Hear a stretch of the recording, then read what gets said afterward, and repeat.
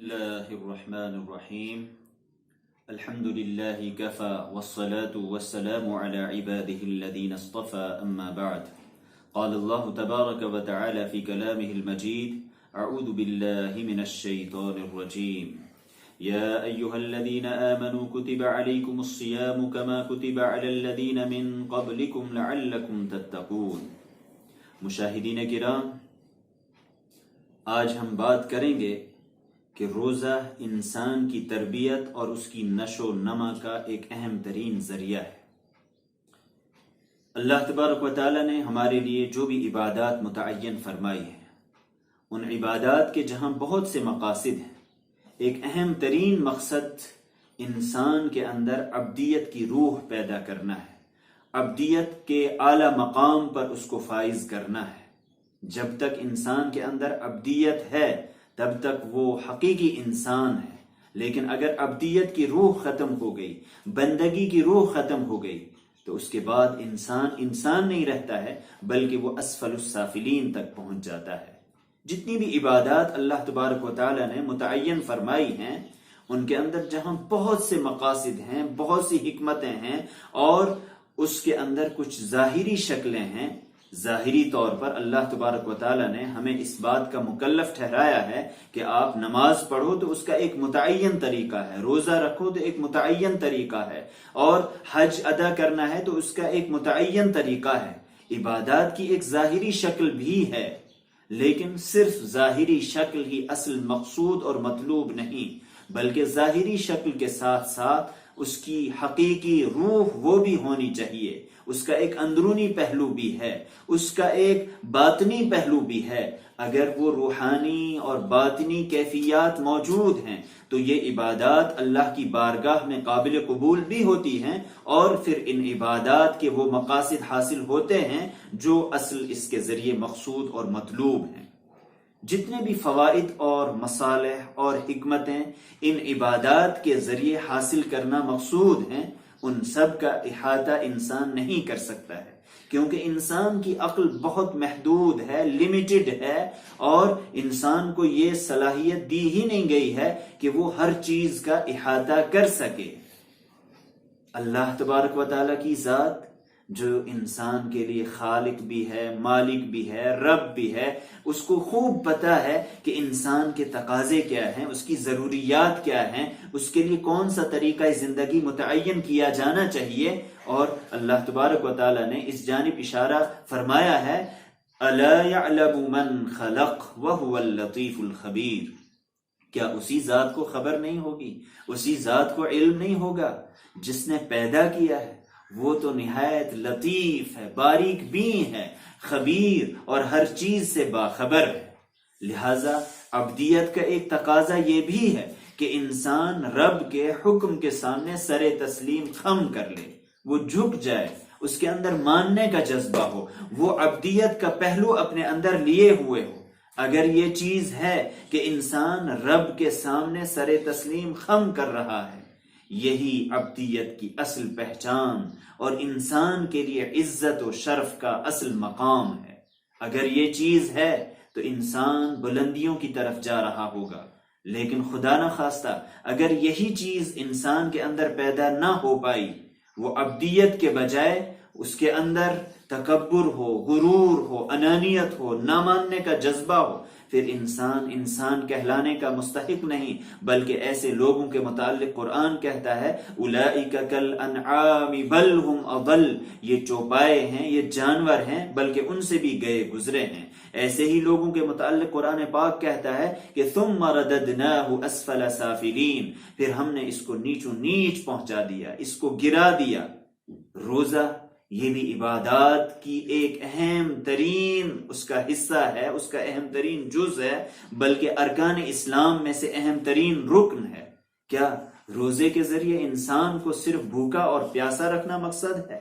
اس کا مقصد کیا ہے؟ قرآن پاک نے تو صرف ایک لفظ کے ذریعے اس کو بیان کیا ہے کہ لعلکم تتقون، تاکہ تم متقی بن جاؤ، پرہیزگار بن جاؤ۔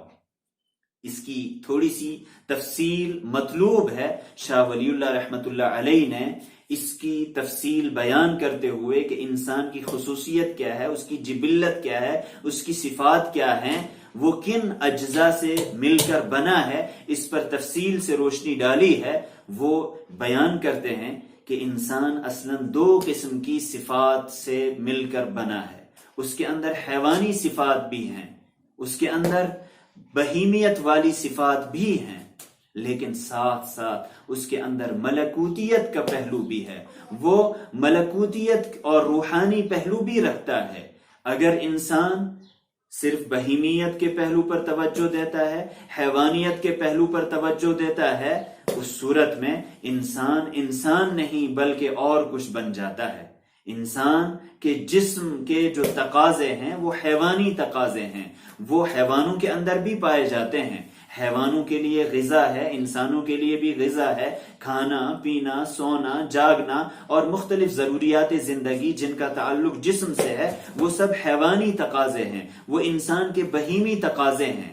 اللہ تبارک و تعالیٰ نے ہمارے جسم کے لیے غذا نازل کی ہے، غذا متعین فرمائی ہے، اور اس غذا کو پیدا کرنے والا یہ رب ہی ہے، ہمارا خالق ہی ہے، ہمارا مالک ہی ہے۔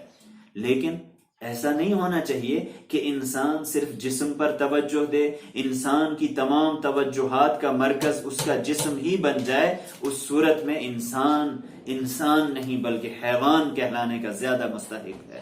پھر اس میں اور جانور میں کیا فرق ہے؟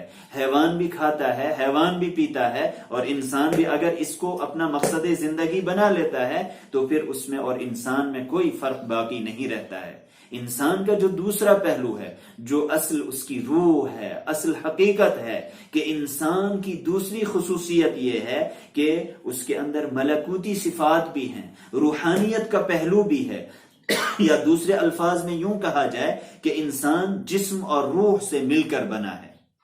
روح کے تقاضے ہیں، اس کی بھی غذا ہے، اور وہ غذا رب کی طرف سے نازل کی گئی ہے، وہ غذا رب کی طرف سے عطا کی گئی ہے۔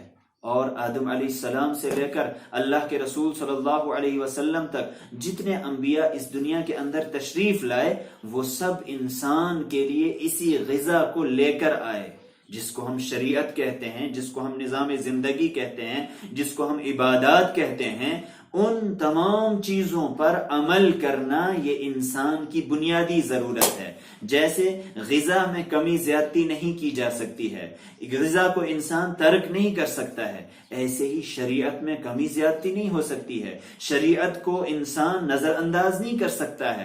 اگر انسان شریعت کو نظر انداز کر رہا ہے، عبادات کے پہلو کو نظر انداز کر رہا ہے، تو سمجھ لینا چاہیے کہ انسان پھر حیوانیت کی طرف مائل ہوگا، انسان کے اندر حیوانیت کا مادہ پیدا ہو جائے گا۔ بہرحال روح، اس کو پروان چڑھانا، اس کو بلندی کی طرف لے جانا، یہ انسان کی بنیادی ذمہ داری ہے۔ روزہ یہ بھی بہیمیت اور حیوانیت کے تقاضوں کو کم کر کے انسان کے اندر ملکوتیت کو پروان چڑھانے کا اہم ترین ذریعہ ہے۔ ہم دیکھتے ہیں، غور و فکر کرتے ہیں کہ روزے میں انسان کھانا پینا چھوڑ دیتا ہے، جسم کے تقاضوں کو ترک کر دیتا ہے۔ مقصد کیا ہے؟ کہ انسان کو روحانی ماحول فراہم کیا جائے، انسان کے اندر ملکوتی صفات پیدا کی جائیں۔ ملکوتی صفات کا مطلب ہے فرشتوں والی صفات۔ فرشتے کھاتے نہیں، فرشتے پیتے نہیں، فرشتے سوتے نہیں، وہ ہر قسم کی ظاہری غذا سے مبرہ ہیں، وہ نور سے پیدا کیے گئے ہیں۔ لہٰذا روزے کی حالت میں انسان کو کچھ دیر کے لیے ایک روحانی ماحول مہیا کیا جاتا ہے۔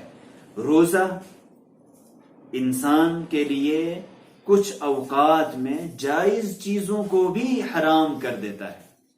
جو چیزیں عام حالات میں ہمارے لیے جائز تھیں، درست تھیں، لیکن روزے کی حالت میں ان کو کھانا اب انسان کے لیے درست نہیں، بلکہ وہ چیزیں انسان کے لیے حرام قرار پاتی ہیں۔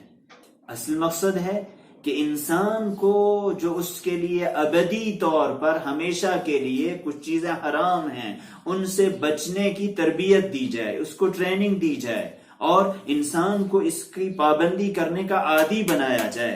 جہاں حرام سے بچنا ضروری ہے، وہاں عام حالات میں ہر طرح کی بری چیز سے، ہر طرح کے گناہ سے بچنا، یہ گویا کہ انسان کی زندگی کا دائمی روزہ ہے۔ اسی لیے روزے کے متعلق جو ہمیں ارشادات ملتے ہیں، اللہ کے رسول صلی اللہ علیہ وسلم نے ارشاد فرمایا، من لم يدع قول الزور والعمل به فليس لله حاجة في ان يدع طعامه وشرابه، جس نے روزے کی حالت میں جھوٹ بولنا ترک نہیں کیا، جھوٹ پر عمل کرنا ترک نہیں کیا، اللہ کو اس کے بھوکا اور پیاسا رہنے کی کوئی ضرورت نہیں ہے۔ ایک دوسری روایت میں اللہ کے رسول صلی اللہ علیہ وسلم نے ارشاد فرمایا کہ اذا كان يوم صوم احدكم، جب تم میں سے کسی شخص کا روزہ ہو، فلا يرفث يومئذ، اس دن وہ بےہودگی کا کوئی عمل، بےہودگی کی کوئی بات نہ کرے، ولا يصخب، اور نہ ہی شور کرے، ہنگامہ کرے، لڑائی اور جھگڑا نہ کرے، فَإِن شَاتَمَهُ أَوْ قَاتَلَهُ أَحَدٌ، اگر اس سے کوئی گالم گلوچ کرے، اس کو کوئی برا بھلا کہے، روزے دار کو کیا کہنا چاہیے؟ فَلْيَقُلْ إِنِّي امْرُؤٌ صَائِمٌ، میں روزہ دار ہوں، میں روزے سے ہوں، میں گالی گلوچ نہیں کر سکتا ہوں۔ اس حدیث کے ذریعے یہ بات واضح طور پر معلوم ہوئی کہ صرف کھانے اور پینے کو ترک کرنے کا نام روزہ نہیں، بلکہ انسان ہر برائی سے اجتناب کرتا رہے، تبھی اس کا روزہ مفید بن سکتا ہے، تبھی روزے کا خاطر خواہ فائدہ حاصل ہو سکتا ہے۔ اس لیے روزے کی حالت میں جھوٹ سے، غیبت سے، چگلی سے، حسد سے، بدگمانی سے، بیہودہ گوئی سے، گالی گلوچ سے اور لڑائی جھگڑے سے، ہر طرح کی برائی سے اپنے آپ کو بچانا ضروری ہے۔